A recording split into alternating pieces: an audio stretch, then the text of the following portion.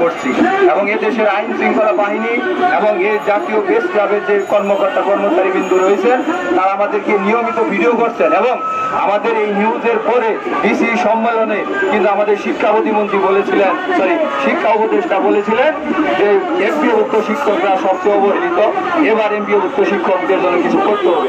এবং আমরা যখন এখানে অনশনে ছিলাম সেই সময় আপনারা দেখেছেন দৈনিক শিক্ষা একটি নিউজ হয়েছে যে এই ঈদে শতভাগ পুষ্প পাতা দেওয়া হতে পারে।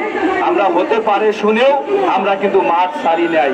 আমাদের সর্বোচ্চ টার্গেট রয়েছে যে অতি দ্রুত যদি আমরা না পাই আগামী পবিত্র ঈদুল ফিতরের নামাজ পড়ব সেই প্রধান উপদেষ্টা ডক্টর মোহাম্মদ ইউনূসের যে কার্যালয় রয়েছে যমুনাতে, যে এর আগে আমরা কোনোভাবে এই জাতীয় প্রেস ক্লাব ছাড়ব না। তবে আরেকটি কথা আমাদের বলতে হয়, লজ্জার বিষয়, আমরা আমাদের দেশের বুদ্ধিজীবীদের খুঁজে পাচ্ছি না, আমরা আমাদের সুশীল সমাজকে খুঁজে পাচ্ছি না, আমরা জাতীয় প্রেস ক্লাবের অধিভুক্ত প্রথম সারির মিডিয়া চ্যানেলদের খুঁজে পাচ্ছি না এবং কিছু চ্যানেল আসলেও অল্প নিউজ করে তাদেরকে ধন্যবাদ জানাই। কিন্তু আরেকটি বিষয় বলতে হয়, আমরা আজকে 12-13 দিন যাবৎ এই জাতীয় প্রেস ক্লাবে অবস্থান করছি। আমাদের প্রথম সারির মিডিয়াগুলো কোথায় হারিয়ে গেছে? কোথায় হারিয়ে গেছে আমাদের বুদ্ধিজীবী? কোথায় হারিয়ে গেছে আমাদের এই টকশো যারা বলে যে শিক্ষা ব্যবস্থা জাতীয়করণ করতে হবে?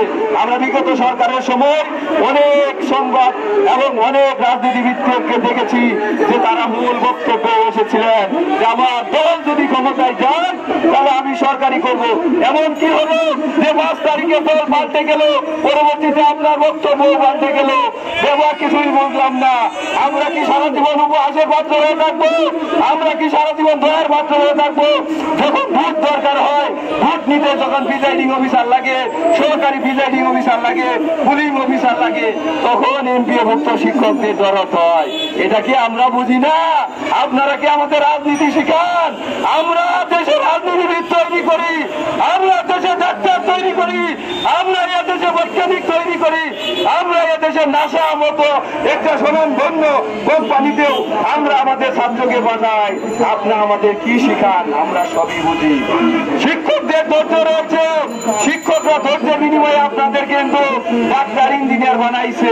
ওই সময় কিন্তু আমরা মারি নেই। কেন মারি নেই?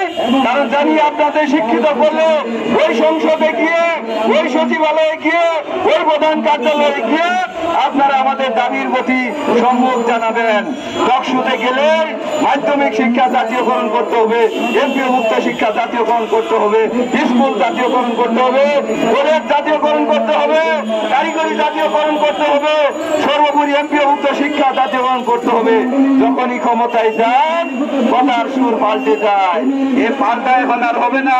এখন বৈষম্য বিরোধী বাংলাদেশ, কোন স্তরে বৈষম্য থাকা যাবে না। এখন ছাত্র জনতার বাংলাদেশ, এই ছাত্র জনতার বাংলাদেশে কোনোভাবে আমরা বৈষম্য মানব না। আরেকটি কথা না বললেই নয়, আমরা দীর্ঘদিন যাবৎ এই জাতীয় প্রেস ক্লাবে উপস্থিত হওয়ার পরেও আমরা কেন বুদ্ধিজীবীদের সাথে দেখা করতে আসছেন না? এদেশে কি বুদ্ধিজীবী নাই? আপনারা বলেন নাই? অবশ্যই আছে। তাহলে আমরা মাত্র 1000 টাকা বাড়ি ভাড়া পাই।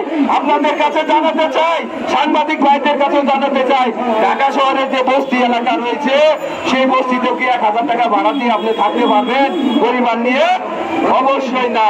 আর সেখানে ঢাকা, রাজশাহী, খুলনা, বরিশাল, সিলেট সহ বিশ্বের বিভিন্ন বাংলাদেশের বিভিন্ন প্রান্তে যেখানে একটি ফ্যামিলি নিয়ে ভাড়া থাকতে গেলেও 5 থেকে 15,000 টাকা লাগে।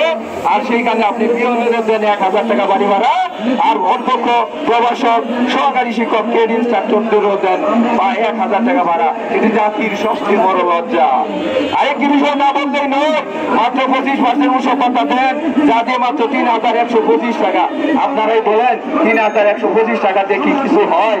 আজকে আমি যা পরামর্শে এইখানে শিক্ষকতা পেশায় আসছি, আপনারা হয়তো জানেন তিনি আর কেউ নয়, আমাদের ঢাকা বিশ্ববিদ্যালয়ের অহংকার আসিফ নজরুল স্যার। আমার এলাকায় যখন ডিস ছিল না, আমি যখন শহরে